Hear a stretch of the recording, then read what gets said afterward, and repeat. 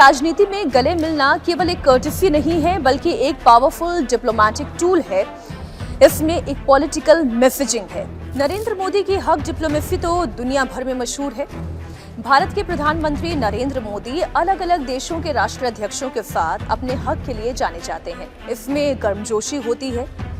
दो देशों का एक साथ मिलकर आगे बढ़ने की तीव्र इच्छा होती है, जिसे अंतर्राष्ट्रीय मीडिया में हक डिप्लोमेसी भी कहा जाता है।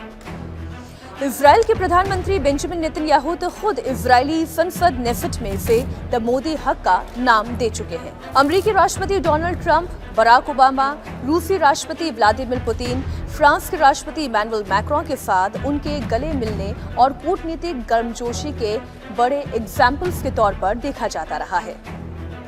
ओबामा और मोदी जब साथ आए, गले मिले, तो 2014 से 2017 के दौरान असैन्य परमाणु समझौते की रुकावट दूर हुई, रक्षा सहयोग बढ़ा, रणनीतिक साझेदारी से लेकर इंडो पैसिफिक रीजन में भारत की जियोपॉलिटिकल सिचुएशन बेहतर हुई। खाड़ी देशों के नेताओं के साथ जब प्रधानमंत्री मोदी गले मिले तो यूएई और सऊदी अरब के साथ द्विपक्षीय व्यापार में ऐतिहासिक वृद्धि हुई, एफडीआई निवेश आया। आज खाड़ी युद्ध की परिस्थिति में भी भारत के रिश्ते मजबूत ही बने हुए हैं। पुतिन और मोदी गले मिलते हैं तो भारत और रूस नजदीक तर आता जाता है। भारत जो ऊर्जा, सुरक्षा, रक्षा उत्पादन, मेक इन इंडिया के तहत AK-203 rifle, T-90 tank, Sukhoi 30 spare part और अगली पीढ़ी के मिसाइलों का प्रोडक्शन भी इसमें शामिल होता है। 2030 तक भारत और रशिया बायलैटरल ट्रेड को तब $100 अरब तक ले जाने का लक्ष्य बनता है जब ये हक डिप्लोमेसी काम करती है। राहुल गांधी भले ही प्रधानमंत्री नरेंद्र मोदी की आलोचना करें, उनकी विदेश नीति को कोसे, लेकिन अगर इतिहास में झांकेंगे तो इंदिरा गांधी और फिदेल कास्त्रो का 1983 में हुआ हक बड़ी चर्चा में रहा। नई दिल्ली में आयोजित गुट निरपेक्ष आंदोलन, जिसे अंग्रेजी में नॉन अलाइनमेंट मूवमेंट के तौर पर हम जानते हैं, शिखर सम्मेलन के दौरान ये ऐतिहासिक क्षण आया जब क्यूबा के क्रांतिकारी नेता फिदेल कास्ट्रो ने भारत की तत्कालीन प्रधानमंत्री इंदिरा गांधी को विदाई देते समय अनप्रेसिडेंटेडली यानी कि अप्रत्याशित रूप से उन्हें गले लगाया।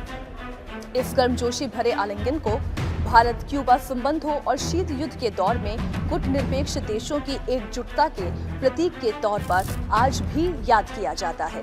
अब ये तो साफ है, जो राजनीति के जानकार बताते हैं कि नरेंद्र मोदी चांदी का चम्मच, या यूं कहें बेहतर होगा कहना कि अंतर्राष्ट्रीय स्तर पर वो एक्सपोजर लेकर नहीं आए जो नेहरू गांधी परिवार की लेगेसी के कारण कांग्रेस के नेताओं को मिलता आया है।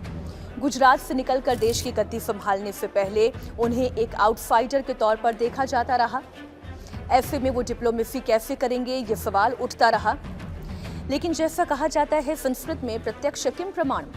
अपनी इसी हक डिप्लोमेसी से उन्होंने एक झटके में सारी प्री कंडीशन्ड नोशंस को ध्वस्त कर दिया।